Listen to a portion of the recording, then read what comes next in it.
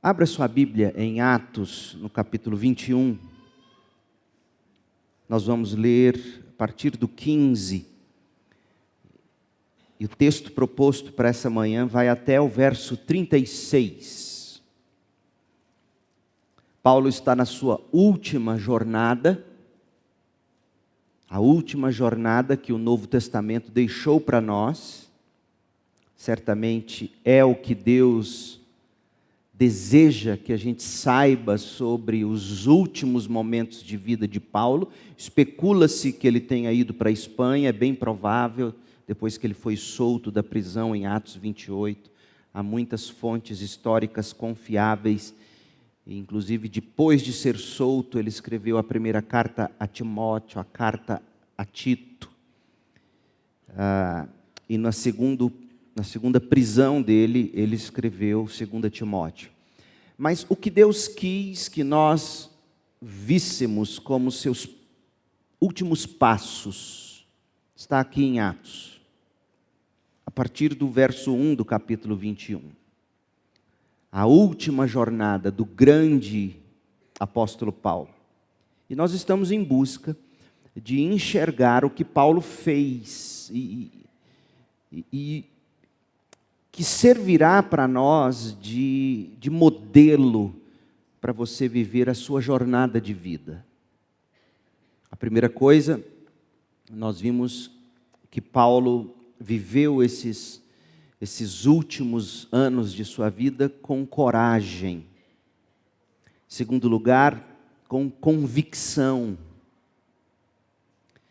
Mas é curioso que este homem corajoso e convicto,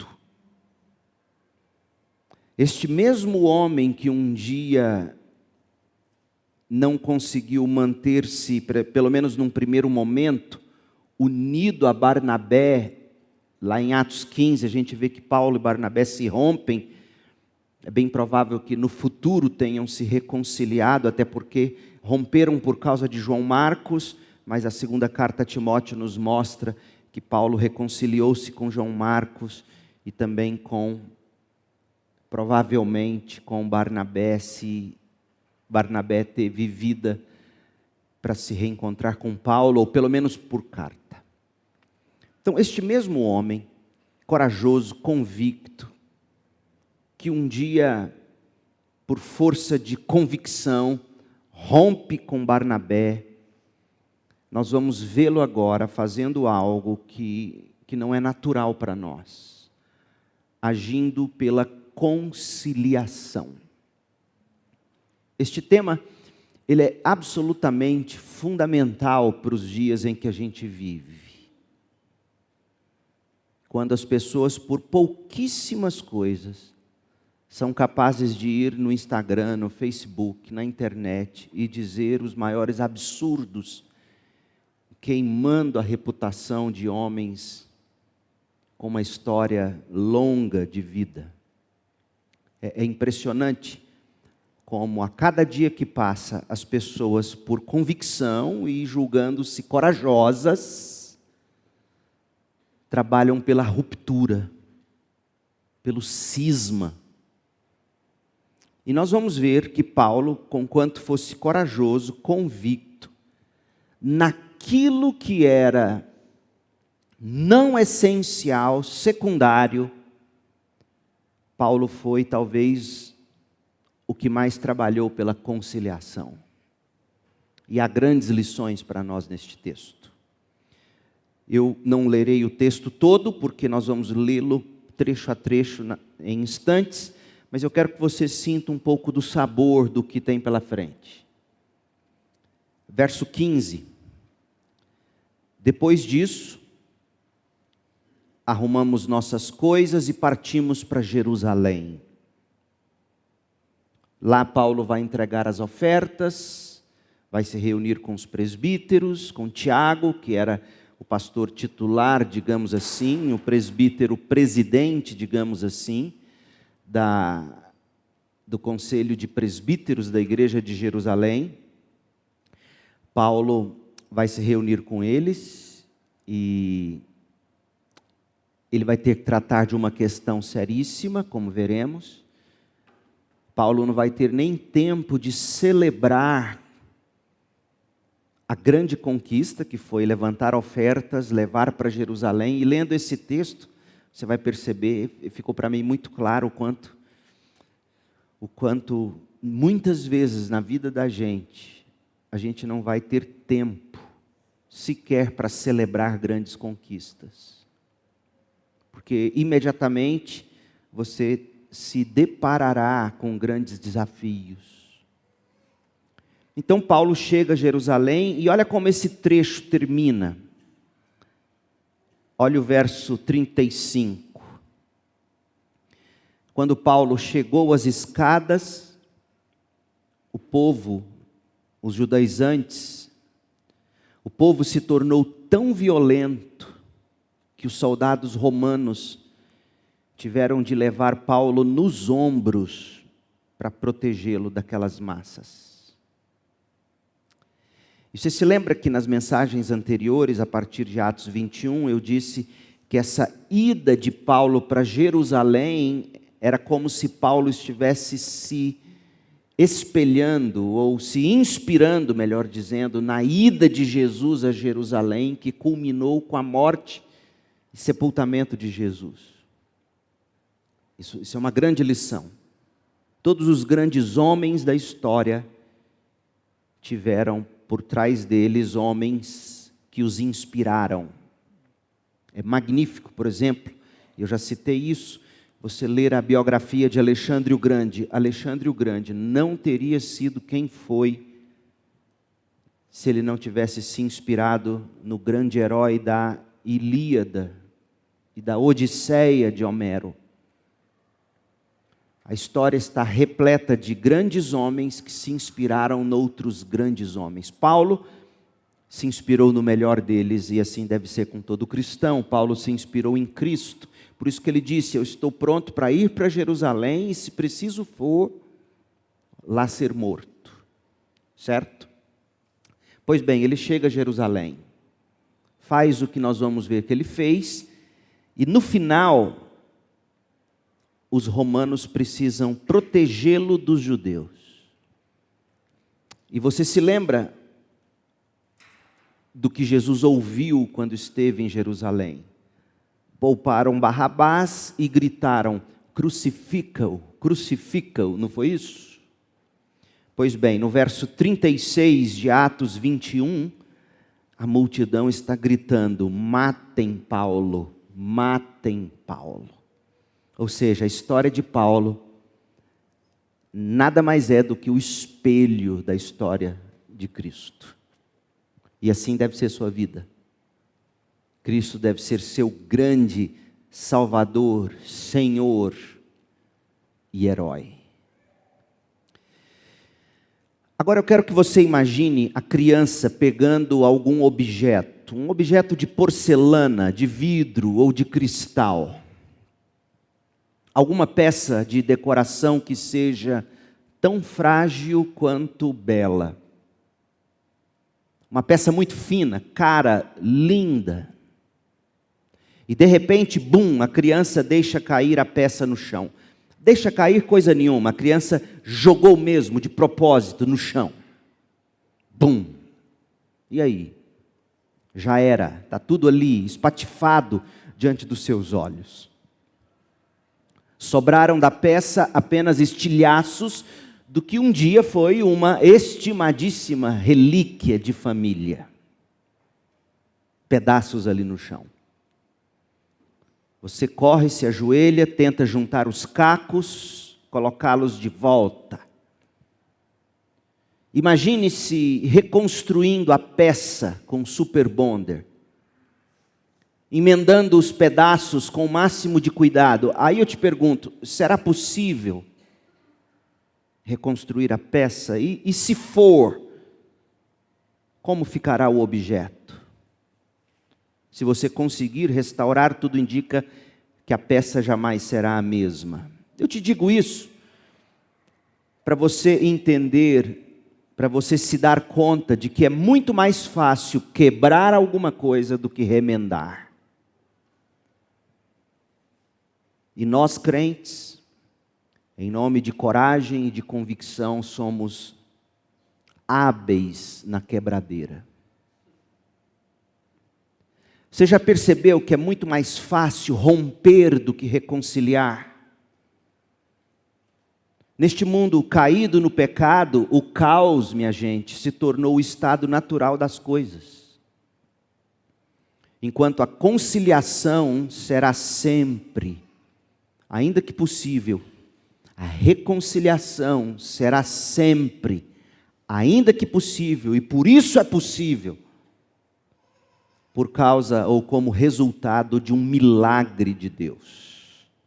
Por natureza nós quebramos, por milagre da graça de Deus nós reconstituímos. Na física, tem um ramo de estudos que, em resumo, pesquisa a transformação de um tipo de energia em outra. Qual é o nome da física que faz isso? Termodinâmica.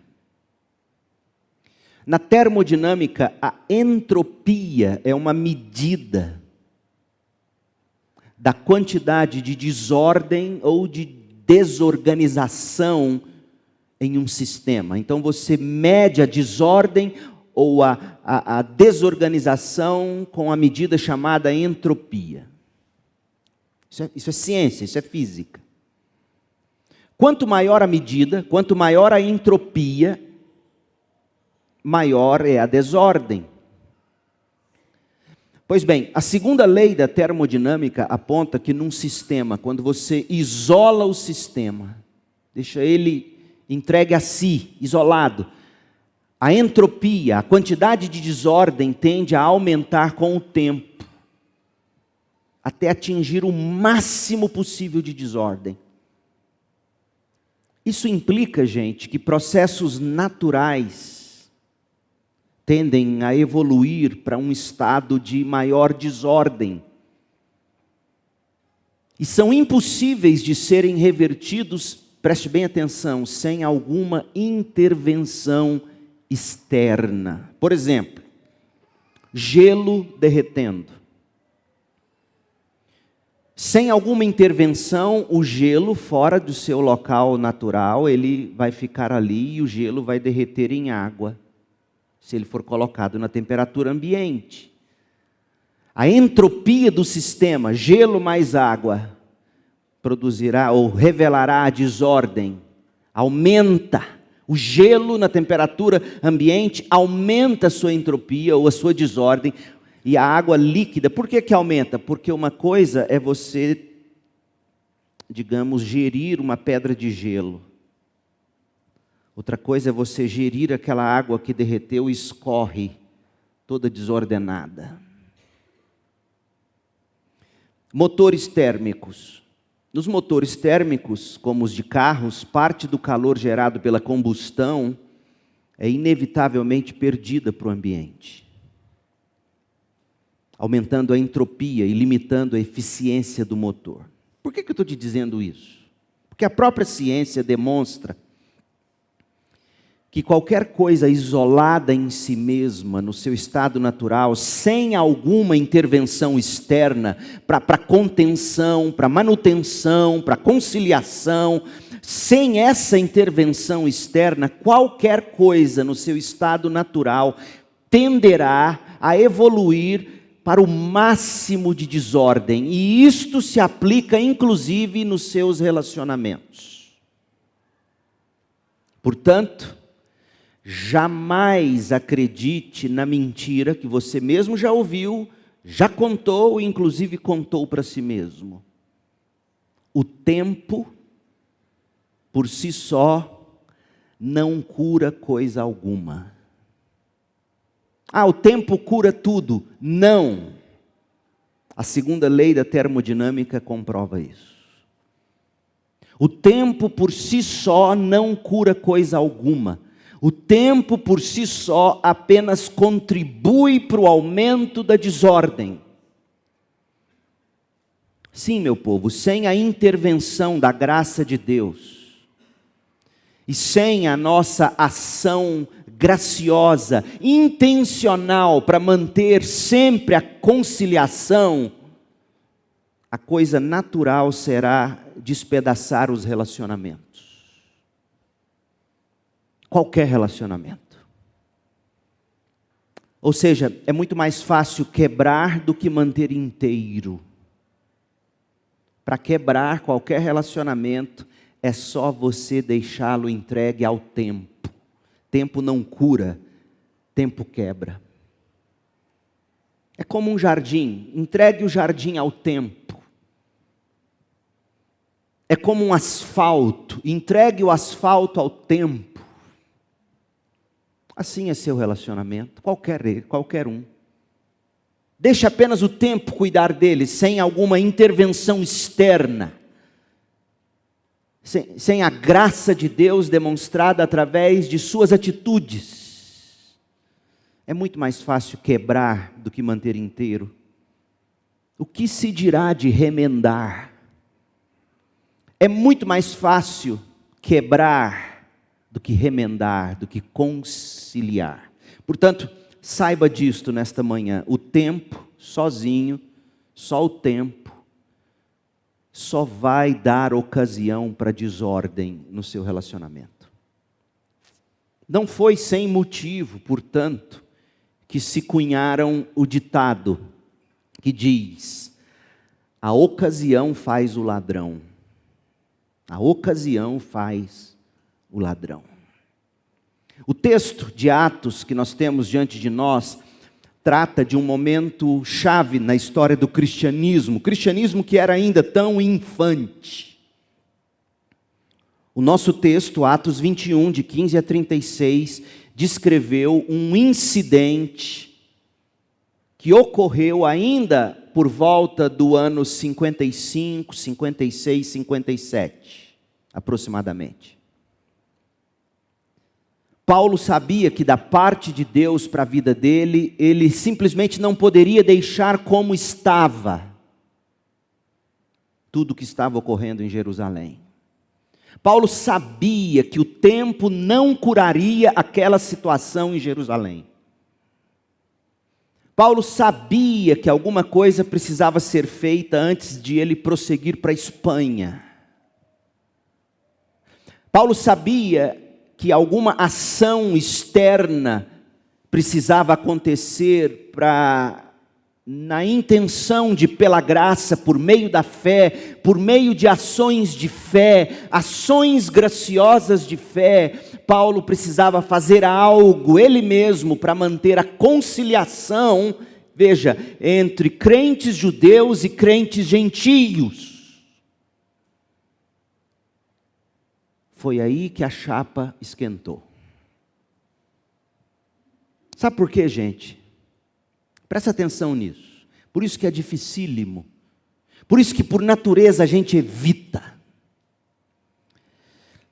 Sempre que você se levantar para fazer qualquer coisa que não seja o estado natural das coisas, você vai sofrer com a reação das forças naturais que são contrárias. Por exemplo, conciliação. Sempre que você se levantar para conciliação, você vai ouvir o que não quer, você será atacado, você será ferido, você será machucado. Porque é natural para nós quebrar. E apenas obra de um milagre da graça de Deus é possível remendar. Por isso que nunca se viu uma geração tão apática, tão indiferente como a nossa, que prefere acreditar e dizer: o tempo cura tudo. O tempo sozinho cura nada. Sempre que você se levantar para fazer qualquer coisa que não seja o estado natural das coisas, se você se levantar para quebradeira, você vai ter voluntários de sobra. Se você se levantar para conciliação, uma das primeiras coisas que você vai ouvir é: não mexe nesse vespeiro não. Você vai ser mal compreendido, você vai ser julgado. em qualquer área. Mas quem importa? O importante, crente, é fazer aquilo para o que Deus nos chamou para fazer. Um escritor e filósofo americano muito conhecido, no século XIX, Ralph Waldo Emerson, ele escreveu o seguinte, preste atenção, essa frase é fantástica.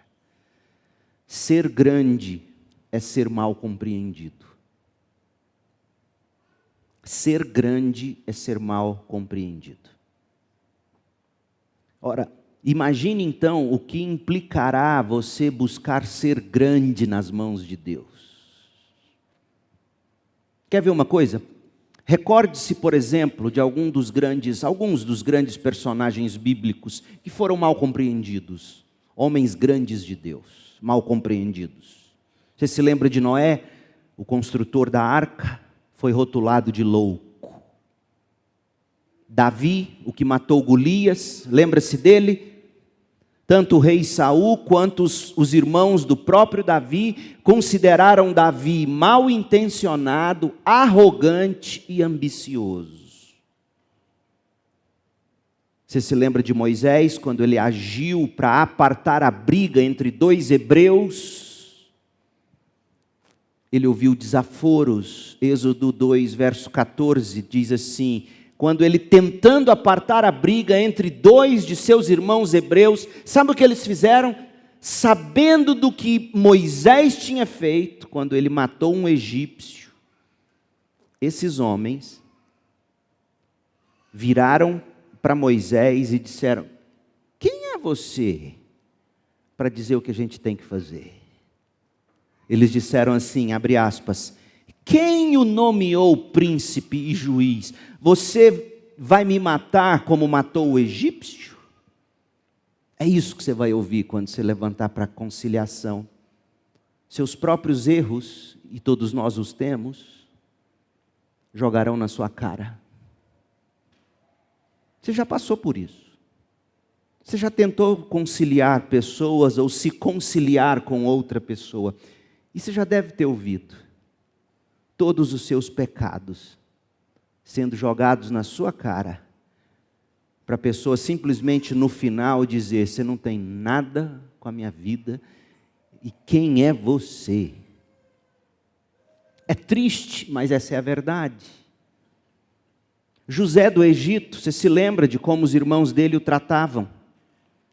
Sempre que José chegava perto deles, o rapaz era motivo de chacota. Lá em Gênesis 37, 19, você lê eles dizendo: lá vem o sonhador. Meu povo, ser grande é ser mal compreendido. Albert Hubbard foi um contemporâneo de Waldo Emerson. Ele escreveu que faz parte da penalidade pela grandeza. Ser mal compreendido faz parte da penalidade pela grandeza. Mas esse mesmo autor, avaliando a frase de Waldo Hubbard, ele acrescentou uma observação bastante importante. Essa frase é ainda melhor do que a primeira. A primeira é: ser grande é ser mal compreendido.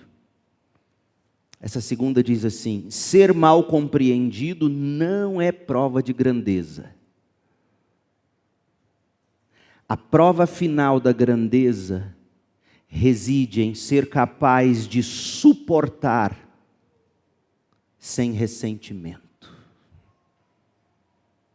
Então veja, você ser mal compreendido não é sinal de grandeza. Sinal de grandeza é, tendo sido mal compreendido, você é capaz de suportar sem ressentimento.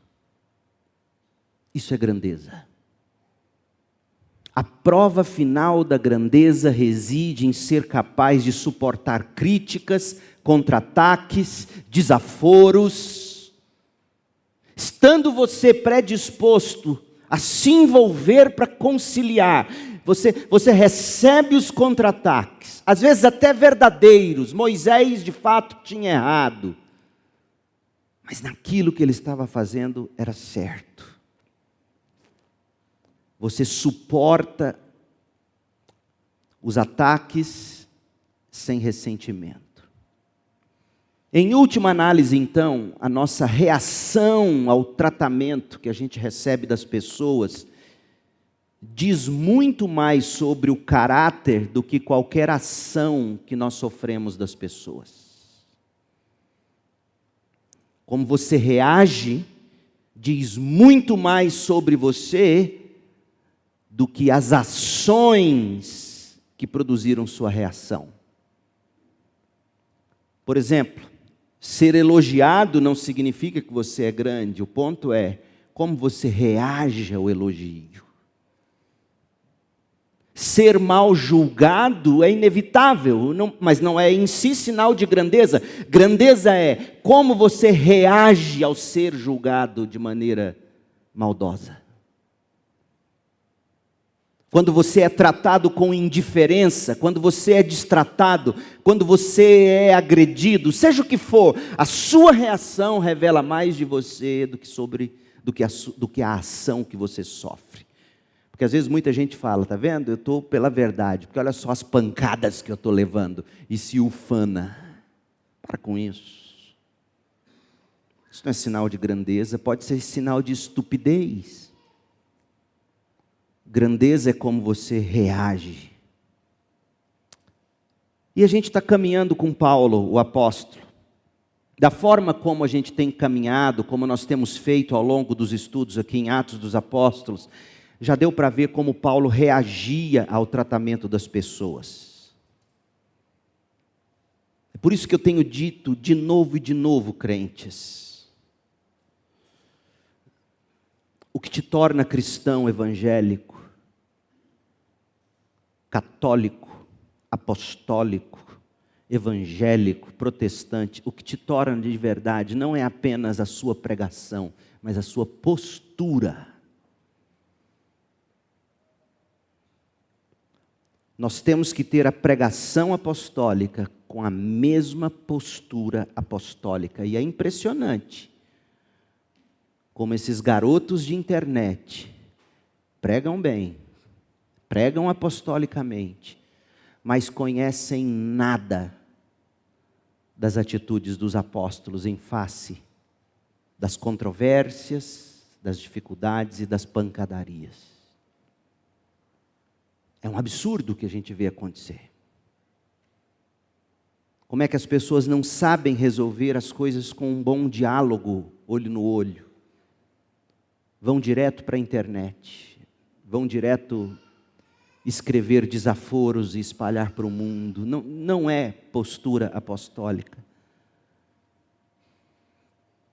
Atos dos Apóstolos revela para nós como Paulo reagia ao tratamento das pessoas.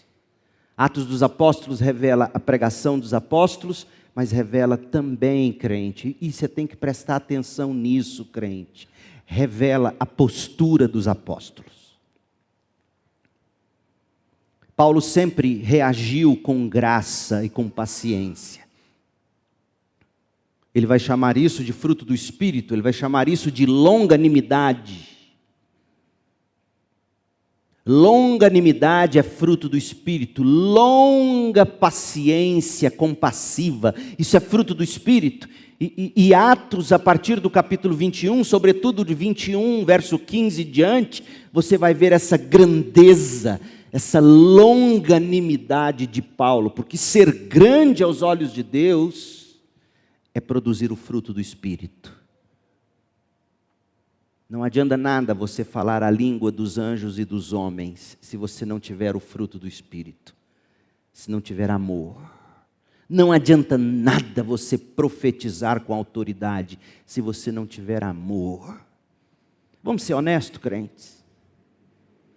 A apologética cristã do nosso tempo carece de amor. E eu sei até por quê. O bispo Macalister, o pai do Macalister, que escreveu Pentecostal Reformado, uma vez o neto dele, não me lembro se foi o Pedro, se foi o Andrew, pastor Judy Clay que me contou essa história, um dia o neto virou para ele e falou assim, vô, Porque esse bispo Macalister, ele foi o primeiro, o pioneiro na televisão brasileira entre os pentecostais. Foi da igreja dele que saiu Valdomiro, que saiu o bispo Macedo, etc. Chegou num tempo, num momento em que o bispo Macalister saiu da televisão. Vô, por que teve um tempo, o senhor saiu da televisão? Olha o que ele respondeu. Para o neto, a televisão cria monstros. Imagine o que ele diria das mídias sociais. Cria monstros porque para você manter a audiência, você tem que dar de algum modo o que o povo gosta. E o que o povo gosta é de treta. É cinismo. É sarcasmo. É pancadaria. Esse tipo de apologética não tem postura apostólica. É o mesmo do que Paulo diz em 1 Coríntios 13, você está falando a língua dos anjos e dos homens, você está profetizando, você está dando metade dos bens aos pobres, mas diante de Deus vale nada, porque falta o fruto do Espírito, falta amor. Ah, mas é amor dizer a verdade. Absolutamente, é amor dizer a verdade. Mas preste atenção como a verdade era dita e encarnada por Paulo e pelos apóstolos. Meu povo, eu tenho ficado absolutamente assustado. E de algum modo, não por orgulho, não por vaidade, muitas vezes por tristeza, eu tenho cada vez mais me trancado dos meus próprios pares reformados. É muita maldade. É muita falta de postura amorosa. E eu digo isso para vocês, eu sei que isso vai para a internet, mas eu não estou dizendo isso para a internet, eu estou dizendo para vocês, porque para vocês eu tenho o dever bíblico como minhas ovelhas e eu, seu pastor. Escute o que eu vou te dizer. Você tem que ouvir um homem de Deus que prega a mensagem apostólica, mas que encarna também a postura apostólica. A internet cria monstros, porque para a gente cair na graça do algoritmo, a gente tem que dar o que o povo quer. E o que o povo quer é treta, cinismo, pancadaria. Tenta fazer do jeito certo, tenta fazer do jeito amoroso. Você vai até alcançar a gente. Mas você não vai projetar-se como deveria ser. E eu olho para Paulo e eu vejo, Paulo era um homem de postura. Porque a prova da grandeza, a prova suprema da grandeza de Paulo, não era tanto o que ele sofreu, porque tolos também sofrem, como consequência de suas tolices. E dizem, é perseguição, é o diabo, é a Rede Globo. Tolos sofrem consequências de suas tolices. 1 de Pedro diz isso. Nós vamos sofrer, não tem jeito. E o apóstolo Pedro diz, mas não sofra por suas tolices. Sofra por seguir o exemplo de Cristo, que não revidou. Não, mas a gente revida. A gente vai para a internet e revida. Eu tenho observado, o povo que segue esse tipo de treta é um povo sem amor. Há exceções. Por favor, saibam analisar minhas palavras. Há exceções. Mas não é a maioria. Então, a prova da grandeza é como é que você reage às ações contrárias das pessoas. Paulo revela isso de cabo a rabo, de ponta a ponta, mas a prova suprema da grandeza de Paulo ocorreu aqui em Jerusalém, na última jornada que o Novo Testamento nos deixou como história desse grande homem de Deus. Caminhe comigo, vamos ao texto agora. E descubra que há um preço a ser pago para você batalhar pela conciliação. Paulo será mal entendido. Para você ter uma ideia, a interpretação deste texto, um dos meus grandes heróis, James Montgomery Boyce, pastor da 10ª Igreja Presbiteriana por muitos anos na Filadélfia, ele vai dizer que o que Paulo fez em Jerusalém foi absurdo. E James Montgomery Boyce, o pai da inerrância bíblica, da Declaração de Cambridge, outro grande herói meu, Derek Thomas, fica em cima do muro quanto a essa interpretação, mas para mim o que foi mais sóbrio na exegese desse texto foi John Stott. Porque muitos vão tomar a atitude de Paulo em Jerusalém como alguém que estava comprometendo o Evangelho. Ele estava sendo mal compreendido, e até hoje por alguns. Mas na verdade ele estava buscando conciliação naquilo que era secundário. Por isso eu te digo, sempre que você buscar a conciliação, você será mal compreendido. E no final, depois de caminharmos pelo texto, talvez, pelo que eu estou percebendo, nem dê tempo de vermos tudo hoje, eu vou tentar que vejamos, mas no final a gente vai fazer algumas aplicações sobre tudo o que já dissemos. Ou vamos ver caminhando no texto. Paulo chega a Jerusalém, verso 15. E inicialmente ele foi recebido com aprovação, apreço. Lucas, um membro do grupo que viajava com Paulo, Lucas, inspirado pelo Espírito Santo, ele registrou o instante da chegada e os desdobramentos na capital da fé judaico-cristã. Leia comigo, verso 15. Depois disso, arrumamos nossas coisas, partimos para Jerusalém. Alguns discípulos de Cesareia nos acompanharam e nos levaram à casa de Minasson, nascido em Chipre, um dos primeiros discípulos, talvez um dos primeiros a se converter lá no dia de Pentecostes. Paulo, Lucas e a comitiva ficam hospedados na casa de Minasson. Eu posso conjecturar, imaginar as conversas deles sobre aquele grande dia de Pentecoste, etc. Há quem diga que Minasson foi uma das fontes para Lucas em relação ao seu evangelho e principalmente o livro de Atos a partir de Pentecostes. Há quem diga que nesta estadia Minasson falou muita coisa sobre o dia de Pentecostes e Paulo foi anotando, Lucas, assim como Lucas ouviu as mulheres lá do evangelho de Lucas, etc. Esse Minasson era nascido em Chipre, portanto era um conterrâneo de Barnabé, um dos primeiros discípulos. E Paulo e Lucas, olha o que Lucas diz, verso 17. Quando chegamos a Jerusalém, os irmãos nos deram calorosas boas-vindas. Ou seja, eles foram muito bem recebidos pela igreja cristã num primeiro momento. No dia seguinte, verso 18, ávido para contar a esses irmãos sobre as conquistas de Paulo e seu time lá entre os gentios, Lucas diz, no dia seguinte, Paulo foi conosco a um encontro com Tiago. E são esses detalhes que você precisa prestar atenção na leitura bíblica, que tantas vezes, apenas pelo tradicionalismo, você não presta atenção.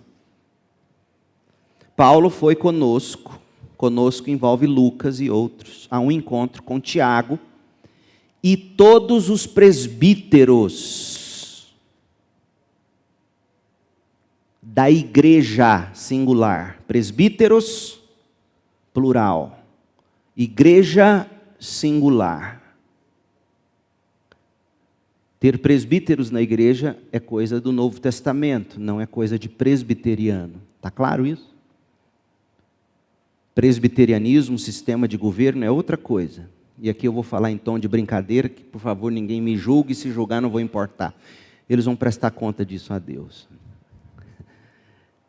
Uma coisa é presbitério ter a autoridade final, outra coisa é o sistema congregacional, que é o nosso. Uma igreja cuja autoridade está na congregação, mas a congregação delega aos presbíteros, que ela mesma escolhe e comissiona para pastorear o rebanho. Portanto, são 2 oficiais, como nós lemos hoje de manhã na nossa declaração de fé. De acordo com 1 Timóteo e Tito, os oficiais são presbíteros, ou pastores, ou bispos. Como eu já disse aos irmãos, o nome bíblico é presbítero, que tem a função de pastorear e presidir como bispos. Pastorear como pastores, presidir como bispos, mas o nome bíblico mesmo, o título bíblico é presbítero. O presbítero pastoreia, o presbítero preside. E a autoridade está na congregação. Isso é batista, tão batista quanto está no Novo Testamento. Então, Paulo foi com Lucas e outros a um encontro com Tiago, que provavelmente era o titular, o presidente do conselho de presbíteros da igreja de Jerusalém. E depois que Paulo os cumprimentou, relatou em detalhes o que Deus havia realizado entre os gentios por meio de seu ministério. Quando ouviram isso, louvaram a Deus. Mas a narrativa ela é tão abrupta. Louvaram a Deus, mas você continua lendo no mesmo verso, imediatamente Tiago coloca sobre a mesa o problemão. Tiago e os presbíteros louvaram a Deus pelo ministério de Paulo, mas imediatamente mudaram o foco da conversa, tirando o foco dos gentios convertidos e colocando nos judeus treteiros de Jerusalém. E a razão para essa guinada vai ficar evidente no que será dito a seguir no texto bíblico. Mas é bom você se recordar de que havia uma crise instalada em Jerusalém. Uma crise. E o mais triste é que todo o alvoroço lá em Jerusalém tinha na raiz um boato, uma fofoca maldosa, a respeito de um suposto falso ensino de Paulo. Essas mentiras haviam sido espalhadas entre os crentes judeus na igreja de Jerusalém e de lá espalhado por todos os cantos aonde o cristianismo já havia chegado. Deixa eu te dar um pedacinho do contexto histórico para você entender o que estava fervendo. Por que essa chapa estava tão quente em Jerusalém? E aqui, mais uma vez, é como se Paulo se espelhasse em Jesus. Chegou num ponto do ministério de Jesus, que ele deixa os da casa de Israel e se volta para os gentios. Não foi isso? E aqui vai ser praticamente a mesma coisa. Mas veja, estimam-se que na época o número de judeus cristãos na Judéia contava entre 25 e 50 mil crentes. Esse período histórico entre o ano 55 e 57 depois de Cristo era marcado por um feroz nacionalismo judaico. Esse nacionalismo judaico ele era tão bruto que fazia com que houvesse atitudes violentas até anti-gentios, sobretudo contra os romanos, que dominavam a região. No ano 66, portanto, 10 anos após o que a gente está lendo aqui em Atos 21, no ano 66 teria início uma grande revolta judaica contra o domínio dos gentios, o domínio dos romanos. 4 anos depois, no ano 70, as forças armadas romanas, comandadas pelo futuro imperador, o Tito, cercariam Jerusalém. O cerco duraria 2 meses, causando um grande sofrimento e fome entre os habitantes de Jerusalém. E em agosto de 70 depois de Cristo, portanto, mais ou menos 15 anos depois, somente 15 anos depois do que a gente está lendo em Atos 21, no ano 70 depois de Cristo, os romanos conseguiram finalmente invadir Jerusalém. O templo, que é o segundo templo, este segundo templo que foi terminado sob o comando de Zorobabel, esse segundo templo que era muito importante para a vida religiosa, cultural judaica, desde o retorno do povo lá da Babilônia, sob o decreto de Ciro, rei da Pérsia, esse templo foi saqueado no ano 70, foi destruído, foi queimado. Mais ou menos 15 anos depois do que a gente está lendo em Atos 21. Para você ter uma ideia de como o tempo passa rápido, em janeiro, Deus permitindo, vai fazer 9 anos que eu assumi o pastorado dessa igreja. Voa, você nem vê. Mais ou menos 15 anos depois de Paulo estar aqui em Jerusalém, vem o ano 70, a destruição. Esse recortezinho da história é para dizer que a chegada de Paulo a Jerusalém se deu num período de crise instaurada. E o cristianismo estava no miolo do rebuliço. Porque pense, se o judeu era contra gentios, e se havia um monte de gentil convertendo e se tornando em pé de igualdade com o crente judeu, isso era um problema para o nacionalismo exagerado daqueles judeus. O cristianismo fazia parte, portanto, do rebuliço, porque ser cristão, nos moldes de Paulo, os mentirosos pregavam. Não pode ser esse cristianismo nos moldes de Paulo, porque ser cristão nos moldes de Paulo, diziam as massas agitadas e mal intencionadas, as massas anti-gentios. Ser cristão como Paulo prega é ser anti-judeu. Porque Paulo é contra a lei de Moisés. Muitos dos novos convertidos judeus eram de fato bastante zelosos pela lei de Moisés. E ainda por cima, uma vez convertidos, eles foram intensamente influenciados pelos demais judaizantes, que estavam agindo desde os dias de Pedro. É só você ler Atos capítulo 11. Eles vinham perturbando a paz entre os cristãos em toda parte, sobretudo em Jerusalém. Ser crente, igual Paulo prega, é ser contra a lei de Moisés. Tudo isso, meu Deus, como o contexto histórico, de algum modo, vai guardando relações, né? Aí você soma a isso o espírito antigentil sobre o qual a gente acabou de falar. O que estava sendo dito sobre Paulo?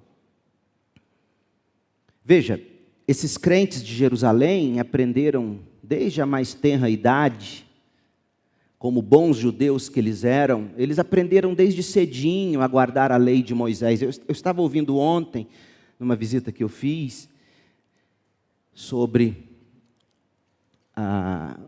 um irmão nosso que foi treinador de futebol, foi estudar em Jerusalém, e ele conta o seguinte: o judeu ortodoxo, ainda hoje, desde cedinho, ele lê a Torá para o bebê, para a criança.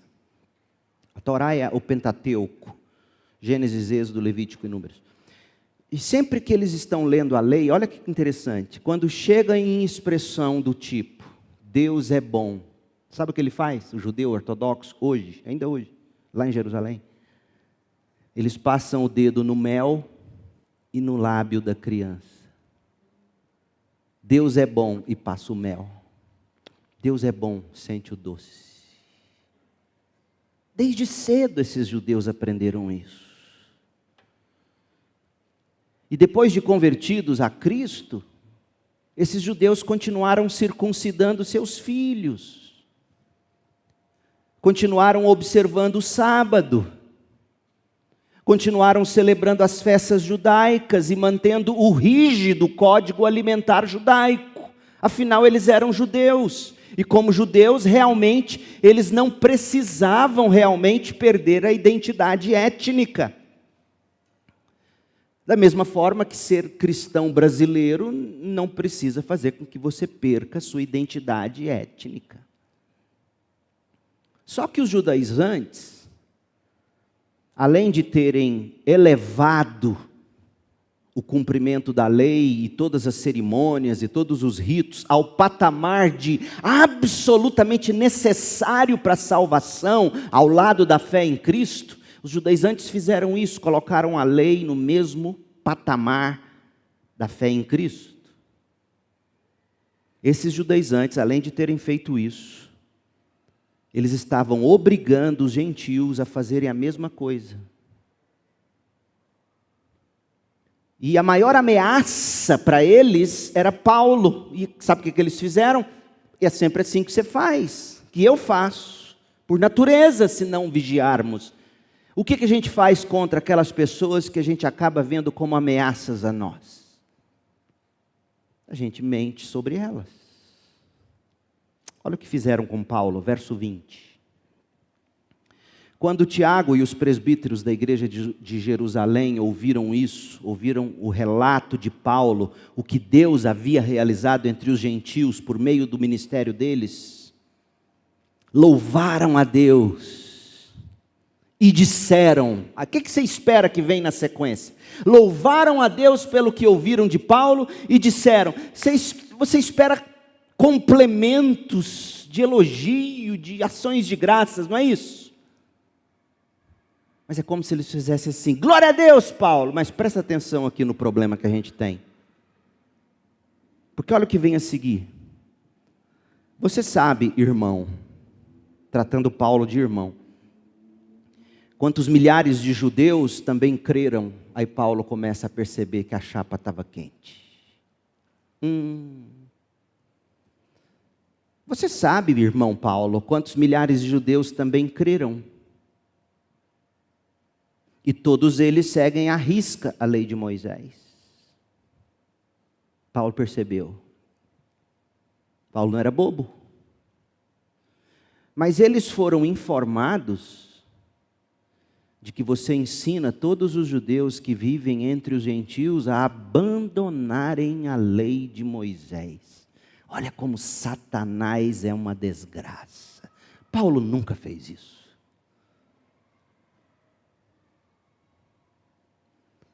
Eles ouviram que você instrui esses judeus, esses gentios convertidos a não circuncidarem os filhos, nem seguirem os costumes judaicos. Ou melhor, eles ouviram que você instrui os judeus convertidos lá no mundo gentílico. Os judeus convertidos aqui são aqueles da dispersão, de quem Pedro vai falar. Sabe os judeus que se dispersaram de Jerusalém, e estavam até lá na Ásia Menor, e lá na Ásia Menor, judeus se convertendo. A mentira era, Paulo estava dizendo para esses judeus convertidos que eles não podiam mais circuncidar seus filhos, nem observar as cerimônias. Essa era a crise. Toda a crise instalada em Jerusalém continha na raiz a mistura de algumas coisas. Porque ruptura sempre nasce dessas coisas. Orgulho desses judeus que estavam atacando Paulo. Justiça própria. Etnocentrismo. Uma cultura superior à outra, e a gente é assim, não vamos culpar judeu, a gente é assim. O povo do sul tem preconceito com o povo do norte, e vice-versa. Centro-oeste é o centrão, a gente não tem. Mentira, nós também temos. O do centro-oeste também julga os de outras nacionalidades. A gente ataca, por exemplo, até os que não são daqui, a gente ataca argentino. A gente faz piada com portugueses, e se tem algo que o português não é burro. A gente também tem esse problema. Então, na raiz está o orgulho, está a justiça própria, está o etnocentrismo, está a mentira, muita mentira. E essas acusações eram de fato seríssimas, porque atingiam, veja bem, o cerne da identidade dos judeus convertidos como povo. Sabe por quê? Porque a Torá, a lei de Moisés, nos seus aspectos cerimoniais, era o que fazia com que judeus fossem diferentes de todos os outros povos. E a circuncisão, em particular, era uma espécie de distintivo, uma marca física colocada na carne de cada judeu do sexo masculino no 8º dia após o nascimento, para denotar que ele pertencia ao povo da aliança de Deus. Portanto, era muito sério. Mas será mesmo que Paulo teria realmente persuadido os judeus convertidos a abandonarem a circuncisão? Foi isso que Paulo ensinou? Eu sei que você deve estar coçando a cabeça. Veja, Paulo realmente argumentou contra a circuncisão como garantia de salvação. Paulo argumentou contra isso. Por exemplo, Gálatas 5, verso 6. Pois em Cristo Jesus não há benefício algum em ser ou não circuncidado. O que importa é a fé que se expressa pelo amor. Ou seja, para Paulo o problema nunca foi a circuncisão em si, se você era judeu convertido e quisesse circuncidar seu filho como sinal de ser um judeu. Esse nunca foi o problema para Paulo. O problema era fazer dessa circuncisão algo absolutamente necessário, sem a qual apenas a fé em Cristo te salvaria. Paulo era contra isto. A fé mais... Agora, observe como Paulo concluiu a carta aos Gálatas. Porque essa conclusão explica de fato o que Paulo pensava. E de onde esses judaizantes maldosos pegavam as palavras de Paulo para distorcer tudo lá em Jerusalém. Olha como Paulo vai expor o que estava na raiz de todas as exigências dos judaizantes. E o que Paulo vai dizer em Gálatas 6, de 12 até o fim da carta, abra lá, Gálatas 6, de 12 em diante, isso vai revelar por que esses judaizantes estavam tão ferozmente contra Paulo. Gálatas 6:12. Aqueles que procuram obrigá-los a se circuncidarem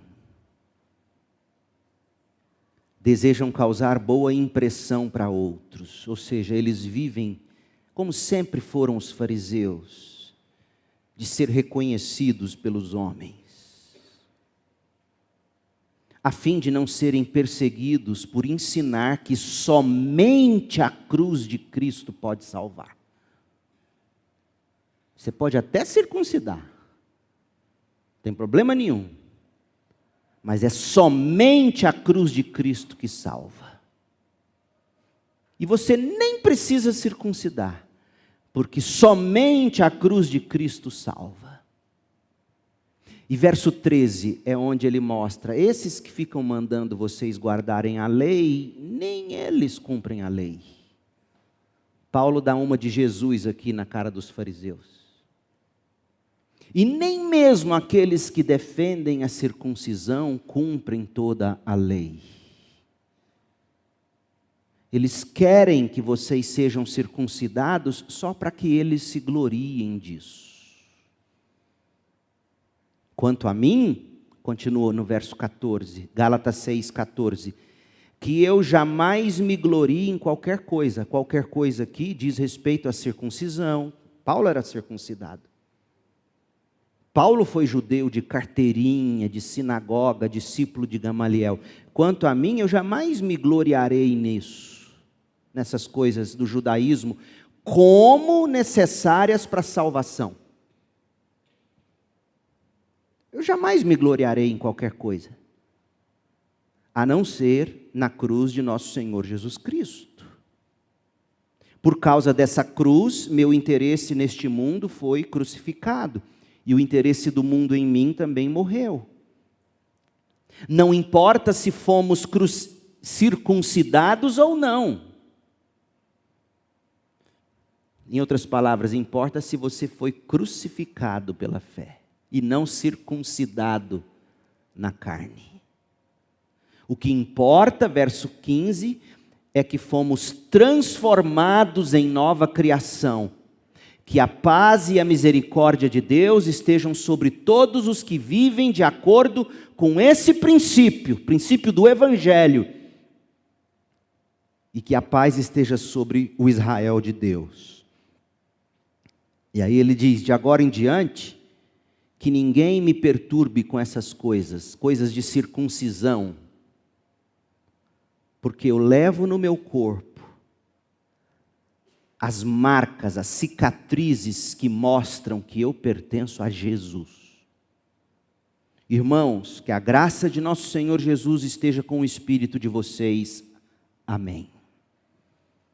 Portanto, realmente, Paulo, inspirado pelo Espírito, Paulo argumentou com veemência que a circuncisão jamais poderia substituir a fé em Cristo para se tornar uma nova criação no Espírito.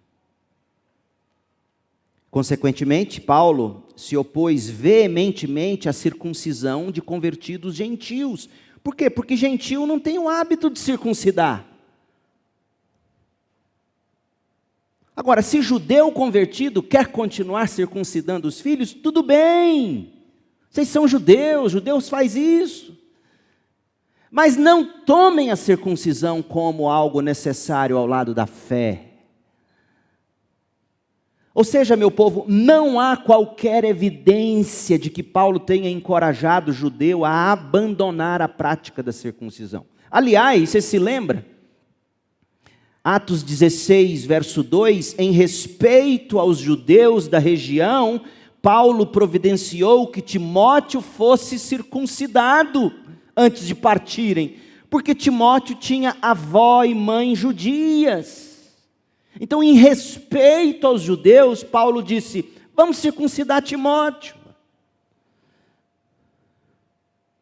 Paulo, se você ler 1 Coríntios 7, de 17 a 19, ele vai dizer, olha, essa é a minha regra para todas as igrejas. Se um homem foi circuncidado antes de crer, não deve tentar mudar sua condição. Ele não deveria abandonar sua identidade racial, cultural, para parecer um gentio. Não, você não precisa mudar isso. Mas se um homem gentio não for circuncidado antes de crer, ele não tem que ser circuncidado quando ele crê. Verso 19, 1 Coríntios 7, 19, porque não faz diferença se ele foi circuncidado ou não. O importante é que obedeça aos mandamentos de Deus. Ou seja, Paulo nunca disse, judeus, crentes, nunca mais circuncidem-se. O mesmo pode ser dito da atitude de Paulo em relação à Torá em geral. Paulo, de fato, rejeitou categoricamente a suposição de que a lei de Moisés pudesse ser um meio de salvação. Paulo disse, não é guardando a lei que a gente é salvo, porque é impossível guardar a lei. Em Gálatas 3, de 24 a 25, Paulo disse que a lei serve de aio. A lei nos conduz a Cristo, porque a lei mostra que nós não conseguimos cumpri-la e que Cristo cumpriu. Ele cumpriu a lei, ele não veio abolir a lei, ele veio cumpri-la, ele cumpriu. E por nós não conseguirmos, nós cremos nele. E somente a nossa fé nele é suficiente para nos salvar. Paulo via a fé em Cristo somente, e não o cumprimento da lei. Ou a fé em Cristo, mais cumprir a lei como base para aceitação. O apóstolo se opôs veementemente a qualquer um que tentasse impor a lei, a Torá, aos convertidos gentios. Isso estava claro, e não foi só Paulo que fez isso.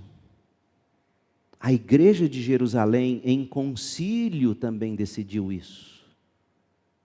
Atos capítulo 15, verso 10, Pedro falando em nome dos apóstolos, dos presbíteros. Olha o que Pedro diz. Lá em Jerusalém, Atos 15, 10, então Pedro disse: por que agora vocês provocam a Deus, sobrecarregando os discípulos gentios com um jugo que nem nós, nem nossos antepassados conseguimos suportar? Cremos que todos nós, os judeus convertidos, e eles, os gentios convertidos, somos salvos da mesma forma, pela graça do Senhor Jesus Cristo. Foi decidido em Jerusalém. Paulo seguia isso.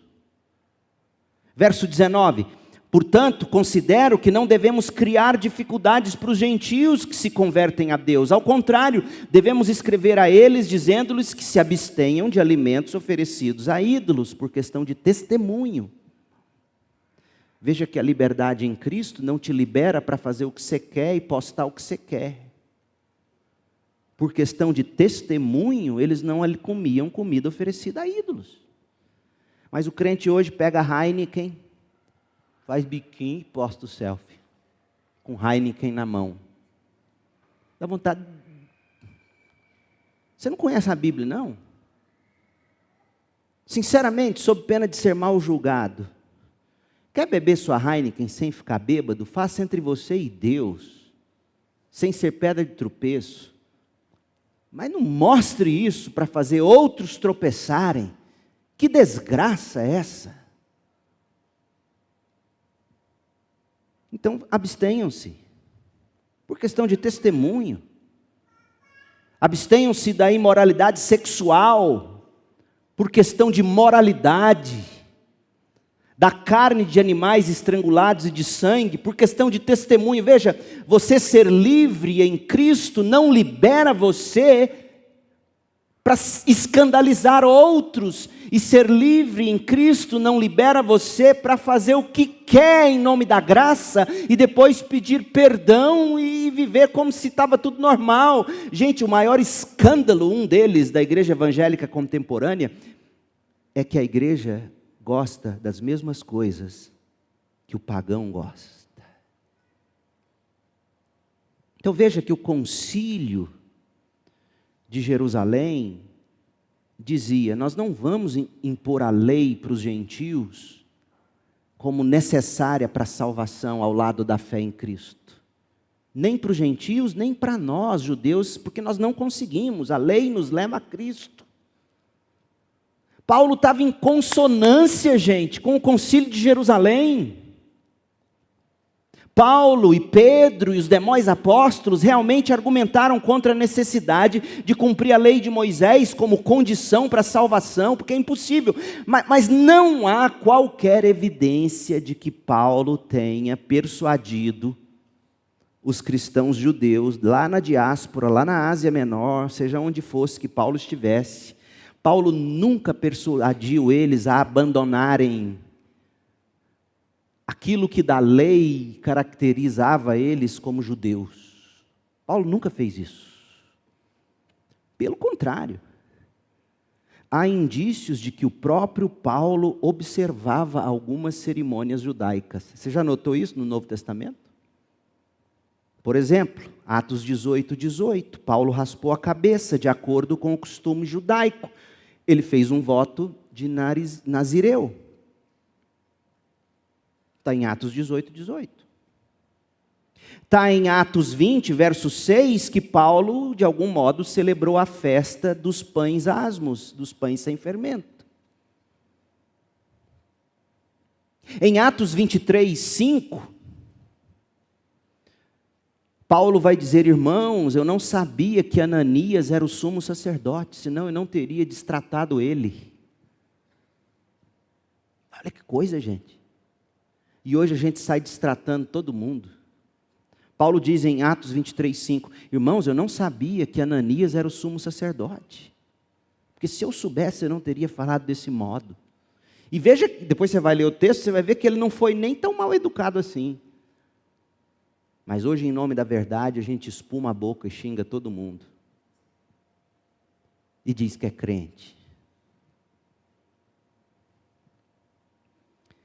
E olha por que Paulo diz que ele não teria ofendido o sumo sacerdote. Olha o que ele diz: porque as escrituras dizem, não fale mal de suas autoridades. Você percebeu o que Paulo está fazendo? Ainda que o sumo sacerdote não fosse autoridade sobre a vida dele, porque Paulo agora tem o sumo sacerdote que é Jesus Cristo, e ele então não precisava do sumo sacerdote dos judeus, e ainda que Paulo soubesse que esse Ananias era um corrupto, ele jamais teria destratado esse Ananias, porque ele era autoridade para os judeus, e Paulo tinha etiqueta, postura apostólica. Ele escreve nas cartas falando para os crentes, e às vezes ele é duro, mas quando ele está diante dessas autoridades, quando ele está diante da mídia, ele é educado, ele é respeitoso. Paulo nunca disse, olha, não vamos cumprir a lei, no sentido de fazer aquelas coisas que nos caracterizam como judeus. Paulo via o status de alguém em Cristo como algo que transcendia a distinção entre judeus e gentios. Eu vou parar por aqui. A gente vai voltar na segunda parte semana que vem, mas nesta manhã eu acho que já deu para você perceber algumas coisas. Como é fácil quebrar, e nos é sempre impossível remendar, somente pela graça, por meio da fé. E na raiz das nossas ações que quebram, está o nosso orgulho, a nossa justiça própria, nosso temor de homens, nosso instinto natural de autopreservação. Como os nossos relacionamentos nos obrigam a fazer morrer o eu. Como os nossos relacionamentos nos obrigam a cultivar o fruto do Espírito, pela graça, por meio da fé na palavra de Deus. Porque era isso que Paulo ensinava. Mas não era isso que esse povo queria viver. Outra coisa que a gente viu nesta manhã: não deixe os seus relacionamentos, sejam quais forem, entregues apenas ao tempo, achando que o tempo por si só cura alguma coisa. O tempo cura nada. O que cura são ações da graça de Deus através de palavras suas, de posturas suas, de investimento seu. E a terceira coisa, olha quanta energia Paulo estava desprendendo para resolver um problema que tinha na raiz a fofoca. Sabe uma das coisas que mais consome energia de pastores? Esse tipo de intrigas mentirosas. Esse tipo de pecuinha de corredor. Ah, mas você sabe o que ele falou, mas o que ele disse? Olha quanta energia. Paulo e Tiago não tiveram sequer tempo para celebrar as maravilhas que Deus estava fazendo entre os gentios. Eles tiveram que lidar com fofoca. Quanta energia a gente investe lidando com pequeninas coisas, porque na raiz delas está nosso orgulho, a nossa incredulidade. Porque o orgulho, ele é fruto da incredulidade. Todos os nossos pecados nascem da nossa incredulidade. Então, nessa manhã, eu queria que você respondesse primeiro. Será que você está vivendo como quem crê que só o tempo resolve seus problemas? Porque só o tempo não vai resolver. Segundo, você precisa beber e receber da graça em Cristo diariamente, para você conseguir transbordar isso de um modo grande, nobre, com reações santificadas às ações maldosas que você sempre sofrerá por tentar fazer o que é cristocêntrico.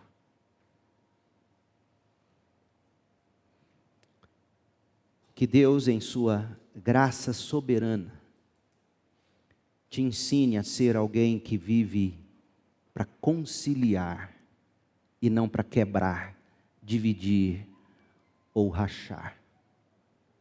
E se alguém encostar em você para tentar rachar, mesmo que você não queira dizer nada, põe a mão no ombro com muito amor e compaixão e diga: irmão, leve isso a Deus em oração.